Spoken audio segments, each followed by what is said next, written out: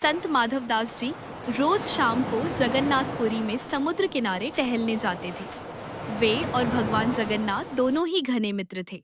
कहते हैं कि हर शाम भगवान भी उनसे मिलने आते और दोनों बैठकर बहुत देर तक बातें करते थे। एक दिन भगवान जगन्नाथ आए तो माधवदास जी ने देखा कि वे कुछ उदास हैं। उन्होंने पूछा, प्रभु, आप उदास क्यों हैं? भगवान बोले, माधवदास, बहुत दिन हो गए, चोरी नहीं की।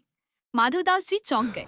बोले, प्रभु, अब ये बचपन वाली आदत छोड़ दीजिए, वो तो बाल लीला थी। भगवान जगन्नाथ मुस्कुराए और बोले, जिसकी जो आदत होती है वो तो वही करेगा ना। माधवदास जी ने उन्हें बहुत समझाया, पर भगवान जगन्नाथ नहीं माने। आखिर में माधवदास जी बोले, अगर इतनी इच्छा है तो कर लीजिए चोरी। भगवान बोले, कर तो लूं, पर अकेले चोरी करने में वो मजा कहाँ, तुम भी चलो। माधवदास जी बोले, कहाँ प्रभु? भगवान बोले, चोरी करने।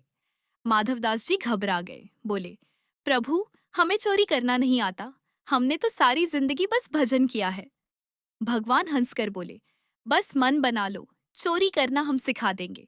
थोड़ी फुर्ती चाहिए और कुछ नहीं। आखिरकार माधवदास जी मान गए।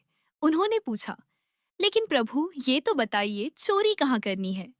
भगवान बोले, जगन्नाथपुरी के राजा के बगीचे में, वहां बहुत सुंदर फल लगे हैं, पर वह हमें भेजते नहीं। माधवदास जी बोले, प्रभु, चोरी क्यों? राजा तो हमारे शिष्य हैं, कल जाकर उनसे मांग लेंगे। भगवान जगन्नाथ बोले, नहीं, चोरी करके पाने का मजा ही अलग होता है। दोनों राजा के बगीचे में पहुंच गए। भगवान जगन्नाथ ने कहा, अब इस पेड़ पर चढ़ो और हाँ, धीरे से बोलना। माधवदास जी पेड़ पर चढ़ गए। भगवान बोले, फल तोड़कर नीचे गिराओ। माधवदास जी जोर से बोले, प्रभु, ये वाला तोड़ूं या वो वाला? माधवदास जी की आवाज सुनते ही माली जाग गया और डंडा लेकर दौड़ा। माली की आवाज सुनते ही भगवान जगन्नाथ ने भी दौड़ लगा ली, लेकिन माधवदास जी पकड़े गए। माली ने अंधेरे में 2-4 डंडे भी लगा दिए और रात भर उन्हें बांध कर रखा। माली ने कहा, सुबह राजा के पास ले जाऊंगा और कड़ी सजा दिलवाऊंगा। माधवदास जी इधर उधर देखने लगे। माली ने पूछा, क्या देख रहे हो? साथ में कोई और भी है क्या? माधवदास जी ने कहा, अरे कुछ नहीं, लेकिन मन में सोच रहे थे, जो मुझे यहाँ लाए थे वे कहाँ चले गए?